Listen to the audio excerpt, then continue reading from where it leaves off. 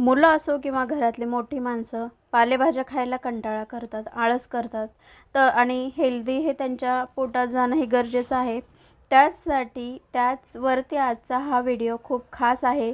भाजी कुठलीही असू द्या, ती परफेक्टरित्या कशा पद्धतीने यूज केली तर मुलं असो किंवा ऑफिस टिफिन असो या लंच या डिनर तर सगळे आवडीने खातील, मागून मागून खातील अशा पद्धतीची रेसिपी आज मी तुमच्याबरोबर शेअर करणार आहे, जी खूप छान आहे आणि 15 ते 20 दिवस टिकणारी आहे. ठीक, तर त्या पद्धतीने हा डॉट मी बनवून घेतलेला आहे. रेसिपी ही मी तुम्हाला शेवटी सांगणार आहे की कशा पद्धतीने रेसिपी बनवायची. त्याचा मेन आत्ता आपण बघणार आहोत तो म्हणजे व्यवस्थित पराठा लाटण्याची पद्धत. आज बनवतो आहे आपण मेथी पराठा.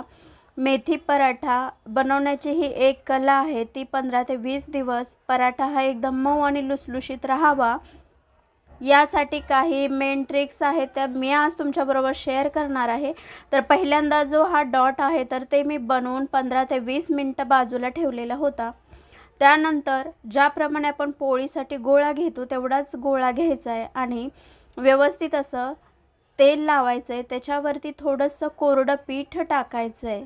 ठीक, आणि अशा पद्धतीने हलक्या हाताने लाटून घ्यायचं आहे. लाटताना एकाच बाजूने लाटायचं आहे.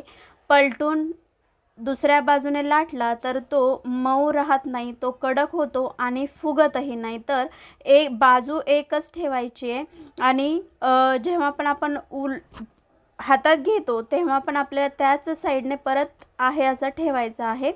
तर याने काय होतं की जो आपला पराठा असतो तर तो सगळ्या बाजूने व्यवस्थित लाटला जातो आणि हीच जी पद्धत आहे तर ती मेन महत्त्वाची आहे लाटण्याची पद्धत. आणि शेवटी आपण पराठाचं डॉट बनवण्याची रेसिपी ही बघणार आहोत. ठीक, तर त्या पद्धतीने हे जे आहे तर हे एकदम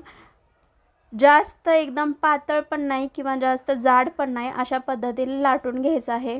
एक साईडला तवा गरम करत ठेवला होता मी, तर तवा चांगला गरम होऊ द्यायचा आहे. जेव्हा आपण पराठा लाटायला घेऊ तेव्हाच तवा मीडियम गॅसवरती व्यवस्थित असा गरम करून घ्यायचा आहे. त्याच पद्धतीने आता पराठा टाकल्या जास्त वेळ न ठेवू देता 1 ते 2 सेकंडमध्येच पलटून घ्यायचं आहे. पलटल्यानंतर लगेच परत पलटायचं नाही. जेव्हा आपण पहिल्यांदा पलटतो तेव्हा परत थोडा जास्त वेळ ठेवायचा आहे.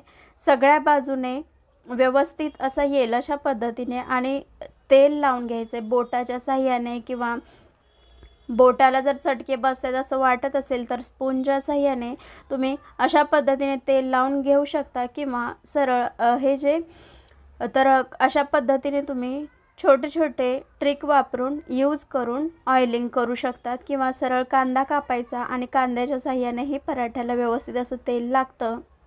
ठीक, तर अशा पद्धतीने व्यवस्थित असं शेकून घेतल्यानंतर कालथ्याच्या साहाय्याने व्यवस्थित असा कच्चा ठेवायचा नाही आहे.